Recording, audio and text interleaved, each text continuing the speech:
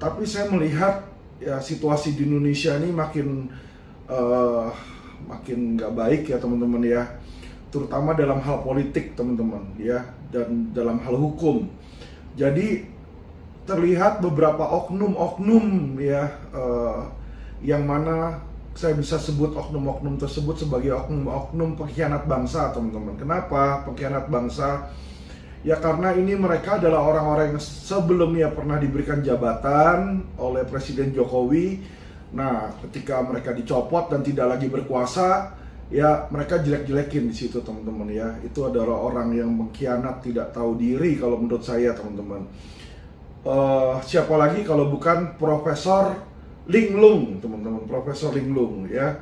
Saya mau beritahukan nih yang ada di media nih, ya. Jadi ini berita pertama, ini media yang tulis bukan saya. Mahfud _2, coba kalau Kaisang bukan anak presiden dapat fasilitas jet enggak? Dibilang kan. Jadi dibilang di sini putra bungsu Presiden Jokowi, Kaisang Pangarep, mendapatkan sorotan publik lantaran adanya dugaan gratifikasi terkait menerima fasilitas private jet dari seorang pengusaha. Lantas muncul pertanyaan, apakah KPK berwenang melakukan hal tersebut mengingat Kaisang bukan penyelenggara negara? Saat ini Kaisang bukan berstatus penyelenggara negara, ia merupakan ketua umum PSI. Ayahnya adalah Presiden Jokowi, sedangkan kakaknya adalah wakil presiden terpilih Gibran Rakabuming. Sementara merujuk Undang-Undang Tipikor, tindak pidana gratifikasi hanya berlaku kepada penyelenggara negara. Ex-Menko Polhukam Mahfud MD pun menyebut bahwa KPK masih bisa mengklarifikasi Kaisang. Sebab posisi berapa kerabatnya adalah penyelenggara negara, kata dia ya. Jadi Mahfud bilang KPK masih bisa mengklarifikasi. Sebab posisi beberapa kerabatnya adalah penyelenggara negara. Coba kalau dia bukan anaknya presiden, dapat nggak fasilitas kayak gitu? Ujar Mahfud dalam podcast Terus Terang Mahfud MD di YouTube Mahfud MD. Menurutnya bila memang fasilitas tersebut merupakan pemberian, tak mungkin bakal didapat oleh anak yang berasal dari kalangan orang biasa. Misalnya anak saya, nggak bakal dapat private jet sampai ke Amerika sekian hari lalu dengan sekian penumpang, hotelnya juga bisa aja ditanggung gitu kan. Itu kalau anaknya orang biasa kan nggak bisa, itu karena anak presiden. Lebih lanjut, Mahfud menduga ada motif balas jasa yang dilakukan seorang yang diduga pengusaha itu dengan memberikan fasilitas private jet kepada Kaisang. Nah, di situ sebenarnya jiwa larangan gratifikasi.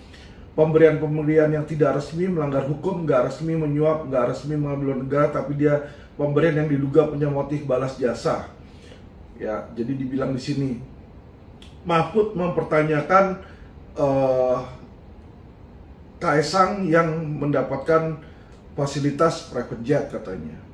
Jadi walaupun bukan penyelenggara negara, tapi dia juga anak presiden, katanya seperti itu ya. Coba kita lihat dulu nih berita lainnya lagi nih. Nggak ada berapa lama muncul berita teman-teman ya. Di kabar 24 ini kata Mahfud soal dirinya naik jet pribadi bersama Anies. Wah, lah justru Mahfud malah naik pribadi nih, jet pribadi sama Anies waktu dia menjadi Menko Polhukam. Dibilang di sini, di sisi lain soal kasus yang menyeret Kaisang soal jet pribadi, Mahfud mengingatkan KPK untuk bersifat tegas katanya. Meskipun pihaknya tidak bisa memaksa KPK untuk memanggil Kaisang, tergantung itikat KPK aja. Tapi kalau alasannya karena Kaisang bukan pejabat, maka perlu dikoleksi dalam 2 hal katanya. Menurutnya pendapat tersebut adalah ahistoris. Dia menuturkan banyak koruptor yang terlacak setelah anak atau istrinya yang bukan pejabat diperiksa. Contohnya RA ini ya, Rafael Alun maksudnya dia. Kedua, lanjut Mahfud, kalau alasannya hanya karena bukan pejabat lalu dianggap gak bisa diproses, maka nantinya bisa setiap pejabat meminta pemberian gratifikasi untuk menyerahkan ke anak atau keluarganya. Ini sudah dinyatakan oleh pimpinan KPK via Alex Marwata dan pimpinan Pukat. Sebelumnya Wakil Ketua KPK Alexander Marwata menyatakan bahwa lembaganya berwenang menangani laporan dan menetapkan kasus gratifikasi. Dibilang, ya, jadi dibilang di sini mereka mau tahu itu gratifikasi atau bukan. KPK melakukan penjelasan. Oke teman-teman, dan yang terakhir di sini ya, berita terakhir adalah kata-kata analis nih tentang penggunaan jet pribadi Mahfud MD dan Kaisang. Siapa yang gratifikasi? Jadi dua-duanya ini ketahuan pakai jet pribadi di situ ya. Praktisi hukum dan pemerhati politik sosial budaya Agus Wijayanto menyoroti ramainya pemberitaan mengenai penggunaan fasilitas jet pribadi antara Kaisang Pangarep dan Mahfud MD, di mana terdapat dugaan gratifikasi di balik fasilitas jet pribadi oleh Kaisang. Apakah Kaisang pegawai negeri atau pemerintah atau pejabat negara? Karena Kaisang bukanlah pejabat negara, dibilang gini. Sebelumnya mantan Menko Polhukam pun mengaku pernah menggunakan jet pribadi saat masih menjabat ketua MK. Jadi dia menggunakan jet pribadi malah ketika dia masih menjabat ketua MK. Agus menjelaskan pasal 12B Undang-Undang Tipikor mendefinisikan gratifikasi secara luas termasuk penerimaan tiket pesawat. Ya, jadi fasilitas itu walaupun diklaim oleh Mahfud MD tidak mempengaruhi jabatan Mahfud MD, namun identitas jabatan dan pribadi Mahfud tidak dapat dipisahkan. Ya, yang termasuk gratifikasi adalah penerimaan atau pemberian yang diterima oleh pegawai negeri dan penyelenggara negara. Gratifikasi bisa berupa uang, barang, komisi, pinjaman tanpa bunga, tiket perjalanan, fasilitas penginapan, fasilitas wisata, pengobatan dan sebagainya, ujar Agus ya. Agus menegaskan gratifikasi secara prinsip bersifat netral dan wajar, akan tapi dalam kenyataannya di lapangan gratifikasi bisa diklarifikasikan sebagai suap, dibilang di sini ya teman-teman ya. Jadi teman-teman ya, saya tidak membela Kaisang ya. Di sini saya tidak membela Kaisang. Benernya dia atau salahnya dia biar nanti pengadilan atau proses hukum yang melanjutkan ya, karena saya bukan kuasa hukumnya Kaisang. Tetapi saya mau menegaskan dan menonjolkan satu hal, yaitu tentang sifat-sifat si Profesor Linglung ini. Ya, Profesor Linglung yang berkacamata ini, ya kan, dia nuduh orang dan suruh orang itu diperiksa, yaitu Kaisang disuruh diperiksa KPK. Padahal dia sendiri, ini kita lihat ya di dalam beritanya, dia sendiri menerima gratifikasi berupa ikut juga di pesawat jet. Kalau dia bilang Kaisang tidak akan menerima itu kalau dia bukan anak presiden, saya balik bertanya kepada Mahfud, emangnya lu kalau bukan ketua MK bisa dapat lo jet pribadi? Misalnya lu OB kerja di gedung MK, lu nyapu lantai, emangnya lu bisa dapat pesawat jet pribadi? Ya, otak pakai itu Mahfud ya. Aduh, lu makin lama makin tua, makin nyinyir. Ya, apa yang dia lakukan ini? Dia cuma mau agar podcast dia laku nih di sini. Ya, dia serang Kaisang, dia serang siapa ya. Padahal ketika dia jadi Menko Polhukam, ya kan? Ya, atau jadi ketua MK, lu pejabat negara, Mahkamah Konstitusi, lu tahu hukum. Lah, lu sendiri menerima pemberian private jet tuh gimana? Ya kan? Saya melihat di sini teman-teman ya, makanya kenapa Indonesia itu di zaman Jokowi penegakan hukumnya itu berantakan. Ya kan karena Menko Polhukamnya ini yang brengsek. Ya kan, kita bisa lihat ya, orang yang selalu berteriak-teriak, dirinya bersih, ya kan, dirinya benar, dia selalu menyalahkan orang lain, ya kan. Kayak kasus saya aja dia nggak tahu, dia main asal ngomong, dia main asal asbun. Tentang Indosuria juga dia kagak tahu, dia main asal ngomong di situ teman-teman ya. Malah dia klaim kredit di kasus Indosuria. Padahal apa? Kompetensi dia apa yang dilakukan? Gak ada. LP yang dia jalankan yang kedua tentang LP pemalsuan teman-teman, itu atas perintah si Mahfud, LP pemalsuan Indosuria. Sampai detik ini sudah P21 tapi tidak pernah disidangkan. Nah ini aneh. Ya kan, ini adalah LP, laporan polisi pesanan si Mahfud teman-teman ya. Saya lihat Indonesia ini di zaman Jokowi ini, ya kan, kenapa hukum berantakan? Ya, Menko Polhukamnya juga brengsek. Itu kalau saya lihat berantakan ya. Apalagi hal-hal lain yang kita mungkin nggak tahuin. Ini yang kita ketahuin, dia menerima gratifikasi berupa pemberian naik private jet nih si Mahfud ini teman-teman ya. Ini kita bisa lihat, saya bukan memfitnah teman-teman ya. Saya bukan memfitnah, ini ada fotonya di mana dia bersama dengan Anies.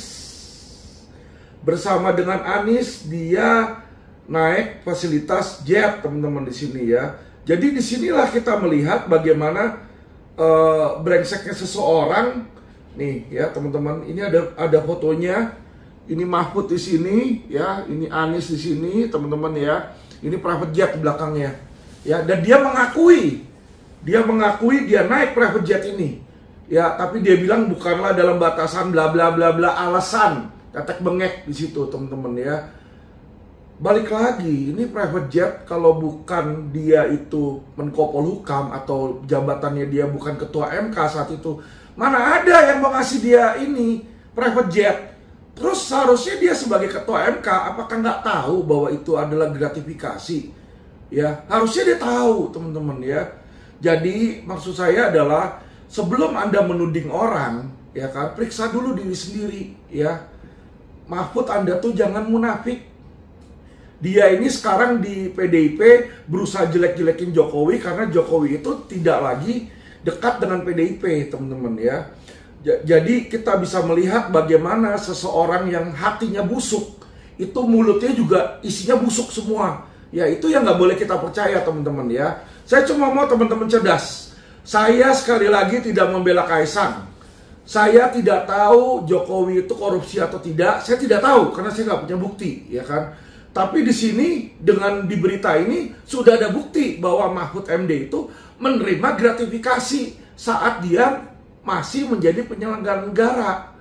Kalau orang bukan penyelenggara negara dia dapat, nggak bisa dong ujuk-ujuk lu bilang, oh itu karena anaknya presiden, ya kan? Sekarang kalau gue punya anak sikit, anak gue sikit misalnya dikasih makan gratis sama orang di situ ya. Tapi orang itu kasih makan gratis bisa aja karena dia misalnya ada keperluan sama saya, tapi bisa aja karena dia juga berteman sama sikit.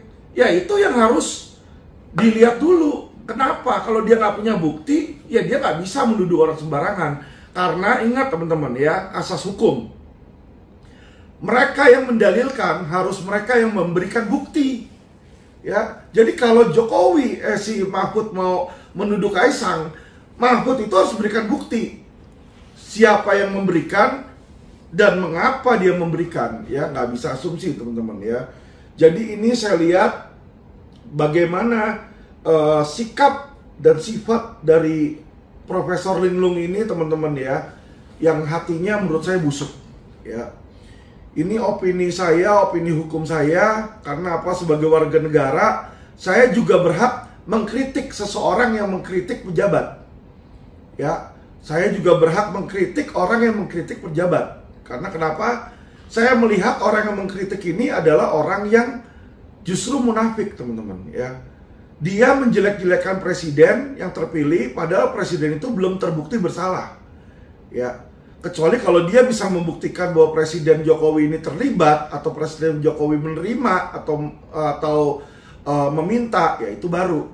Kalau belum ada seperti ini, bisa aja Kaisang itu punya bisnis, ya kan, dan teman bisnisnya ngasih. Kita nggak tahu, ya. Jadi nggak bisa semena-mena orang yang bukan pejabat negara terus suruh periksa. Ya kayak contoh misalnya saya dikasih naik mobil dinas, ya kan, terus tiba-tiba ujuk-ujuk saya dibilang menerima gratifikasi, ya karena menerima jemputan mobil dinas tersebut. Ya nggak bisa seperti itu. Kenapa saya bilang? Bisa aja saya diundang dalam kapasitas undangan resmi oleh si pejabat negara. Ya otomatis normal kalau saya diundang, saya datang dari luar kota karena saya nggak tahu kota itu bagaimana ya. Jadi hal-hal seperti ini teman-teman ya, saya melihat bagaimana mulut busuk seseorang ini baru kelihatan ya, otaknya ngakunya pintar. Si Mahfud ini selalu ngaku pintar, tapi kalau saya lihat dia goblok. Kenapa saya bilang dia goblok? Ya lu ngapain ngata-ngatain orang terima private jet kalau lu sendiri juga terima. Bahkan dia nerima ketika dia masih menjadi pejabat loh. Itu yang paling parah ya. Dan kedua yang saya sesali adalah ini orang yang dipercaya Jokowi loh, jadi Menko Polhukam. Menko Polhukam itu orang ketiga loh ya, di dalam kementerian itu berkuasa loh dia loh ya, diberikan oleh Presiden Jokowi kekuasaan, tapi ternyata inilah orang yang bisa nusuk orang dari belakang. Makanya kenapa penegakan hukum itu selalu nggak jalan. Ya karena berkali-kali kami ini lawyer dan klien-klien saya yang terkena investasi bodong, minta untuk bertemu sama Mahfud. Nggak pernah sekalipun surat kami dibalas dan kami dibantu. Tidak pernah. Mahfud tidak pernah membantu masyarakat. Saya kasih tahu aja. Ya, nggak pernah dia bantu masyarakat. Yang bantu itu setelah saya teriak-teriak di situ, baru Presiden Jokowi dia ngomong, ya kan, investasi bodong harus dibasmi. Baru Mahfud itu, ya kan, cari muka, berusaha nyelesain. Ya, jadi teman-teman, ini orang yang seperti ini, teman-teman, adalah orang yang munafik dan orang yang cuma cari pansos. Kenapa dia seperti ini? Dia tahu Jokowi ini sudah mau lengser. Ya, dia tahu Jokowi sudah mau lengser. Makanya dia serang, karena dia tahu Jokowi nggak bakal bisa balas dan nggak bisa melakukan apa-apa terhadap dia, ya. Tapi bukan berarti saya membantu Jokowi atau membantu Kaisang, tidak. Ya, tapi saya melihat bagaimana busuknya orang ini. Jangan kita percaya ngomongannya dan kita jadi terhasut dengan ngomongannya, karena dia cuma mau kita ini membelot dan mendukung PDIP, ya, yang tidak akan pernah saya dukung itu. Karena isinya orang-orang munafik, teman-teman, ya. Banyak oknum-oknum munafik di PDIP, teman-teman. Bukan hanya dia, tapi juga Hasto. Hasto pun ngomong yang sama, nyerang-nyerang Kaisang apa semua segala macam.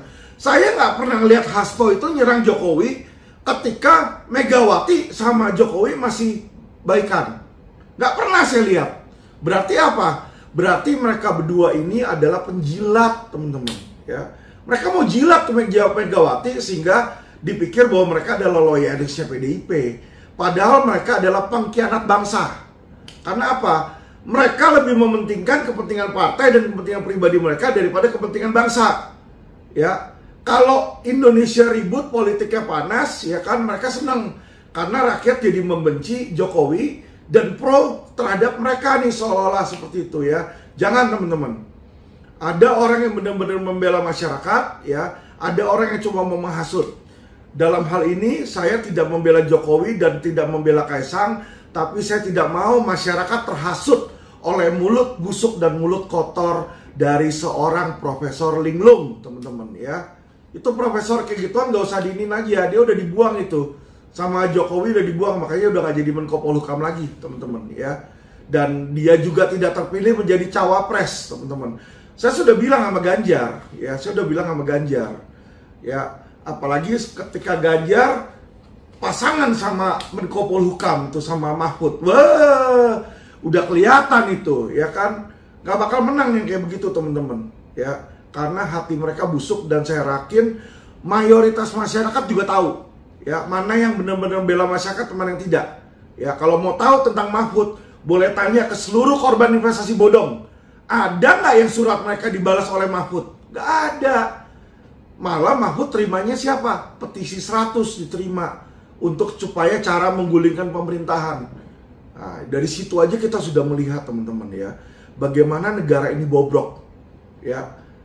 Karena orang-orang yang ditempatkan dalam penegakan hukum itu adalah orang-orang bobrok, oknum-oknum, teman-teman. Makanya Indonesia nggak pernah maju, itu yang saya lihat, ya. Beda sama China. Saya ada di China saat ini, ya, teman-teman. Saya berbicara dari China, ya. Saya berbicara sebagai seorang opini hukum, kuasa hukum, ya, yang concern terhadap Indonesia. Anda lihat China, kenapa China itu bisa maju? Ya, dulunya China itu tertinggal loh, dikenal sebagai negara tirai besi. Sekarang Cina itu bisa maju, saya lihat kotanya maju, rumah sakitnya kita bagus di sini, ya, teman-teman, ya. Karena apa? Karena, teman-teman, mereka itu sangat tegas menindak para koruptor. Korupsi langsung di sini jebret, bunuh, hukum mati, ya, miskinkan, keluarganya dimiskinkan. Jadi orang tuh takut untuk korupsi. Kalau di Indonesia kemarin korupsi timah, ya, si siapa tuh, Tamron atau Tamon, ya, itu baru divonis sama pengadilan cuma 3 tahun. Korupsi ratusan triliun, vonis 3 tahun. Alvin Lim dibilang malsuin KTP, tuntutan 6 tahun. Ya kan, jaksa kan kayak begitu, ya.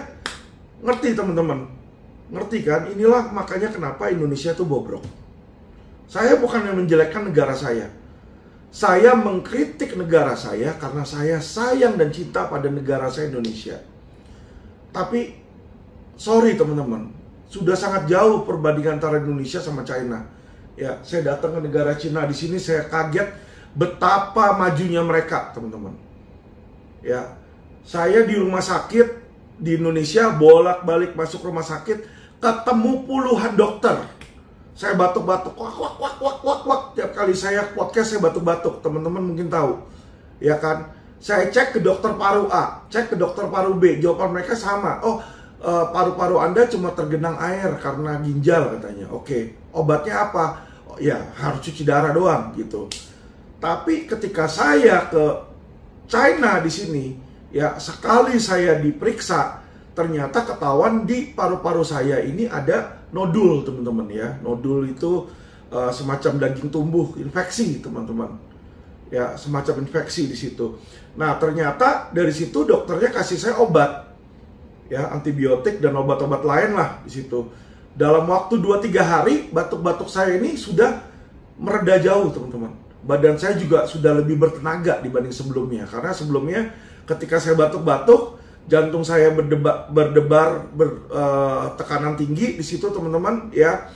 Jadi badan saya selalu sering lemas-lemas, kurang tidur dan lain-lain sebagainya.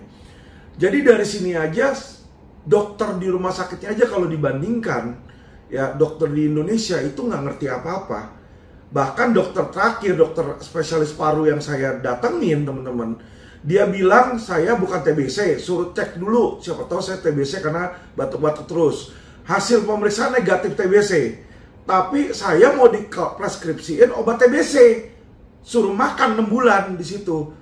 Lah kan gila, orang nggak TBC kalau dikasih obat TBC di situ. Akhirnya karena saya nggak puas, saya nggak datang lagi ke dokter tersebut. Saya check up di China di sini ya. Jadi terlihat diagnosanya bahwa saya ada infeksi di situ, teman-teman ya, sebesar 2 cm. Nah, ini yang sedang diobati dulu sebelum saya menjalani pengobatan di ginjal saya, teman-teman ya. Jadi saya melihat sendiri dan mengalami sendiri bahwa Cina ini negara-negara lain yang dulunya itu di bawah Indonesia, ya sekarang bisa lebih maju daripada Indonesia. Dan Indonesia akan jauh dari 2045 Indonesia emas kalau menurut saya ya. Kalau begini-begini terus, korup terus dan hukum tidak pernah ditegakkan, teman-teman, saya yakin 2045 ini Indonesia nggak jadi Indonesia emas ya. Indonesia sampah mungkin di situ, teman-teman. Karena kenapa? Ya, kepolisian Indonesia aja ini rankingnya paling buruk, paling terkorup di Asia Tenggara. Ya, bagaimana mau maju, teman-teman? Ya, susah itu kalau untuk mau maju seperti ini ya. Yang ada juga sekarang pribuminya saling tusuk-tusukan. Ya toh, kalau dikasih jabatan baru dia muji-muji itu kayak si Mahfud tuh. Mahfud dikasih jabatan Menko Polhukam baru saat itu dia dukung Jokowi ya. Ketika dikeluarin dari Menko Polhukam, mulutnya jelek-jelekin, cut. Gunanya apa? Itu gunanya sama kayak Korea Utara sama Korea Selatan, teman-teman. Korea Utara itu selalu ngancem mau nuklir. Untuk supaya apa? Supaya mendapatkan perlakuan khusus, mendapatkan bantuan khusus ya, untuk kasarnya ngomong tutup mulut. Nah, hal yang sama saya rasa dipergunakan oleh Mahfud ya. Dia punya podcast, dia pengen podcastnya itu supaya tutup mulut, akhirnya dijelek-jelekin ya, dengan tujuan mungkin agar dia dibeli podcastnya tersebut ya, teman-teman ya. Kita nggak tahu maksud buruk apa yang si Mahfud ini punyain, karena dia sebagai penyelenggara negara dulunya ketika masih sama Jokowi ya kan, kok nggak pernah mengkritik Jokowi ya kan.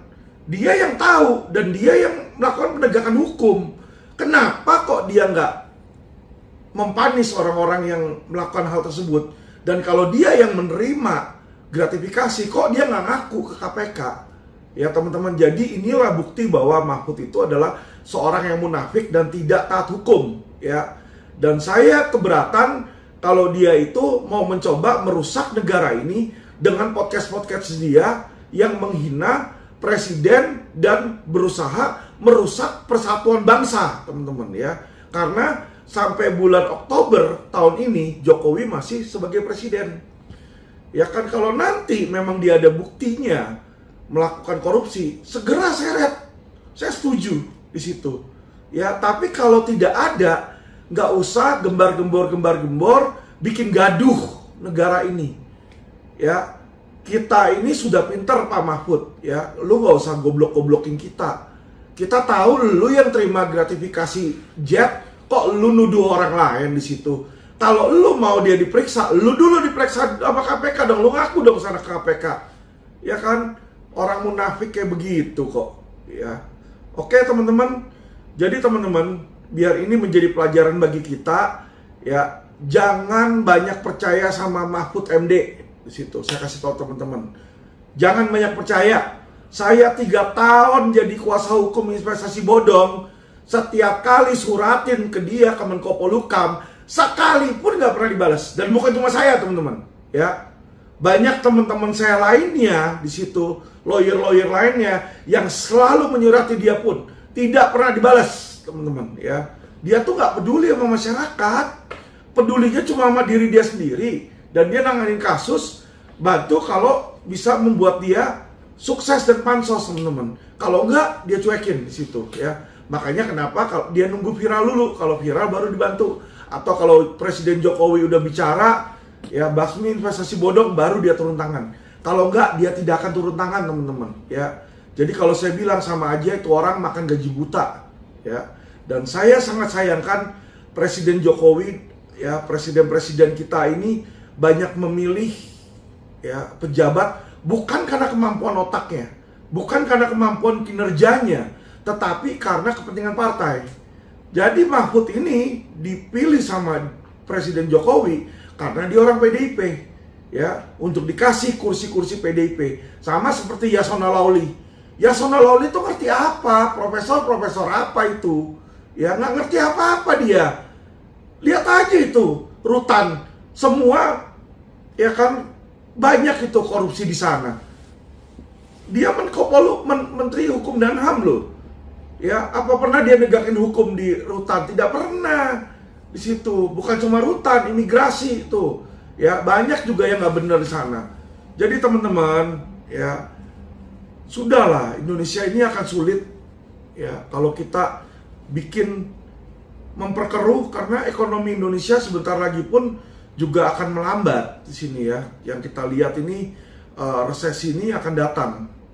Jadi kalau kita tambah dengan politik dan hasutan-hasutan, mendengar hasutan-hasutan dari orang-orang yang bertanggung jawab dan orang-orang munafik, ya, Indonesia tidak akan pintar. Jadi masyarakat Indonesia yang saya cintai, saya mau teman-teman ini cerdas, ya. Kita lihat, kita netral saja, kita lihat mana yang baik yang benar, ya, dan jangan percaya kepada orang-orang yang menjelek-jelekan pemerintah hanya untuk menghasut, ya. Hanya untuk menghasut, itu jangan kita dengarkan, ya, kecuali mereka punya bukti valid, teman-teman. Oke, terima kasih teman-teman yang sudah setia di Quotient TV, dan salam cerdas hukum.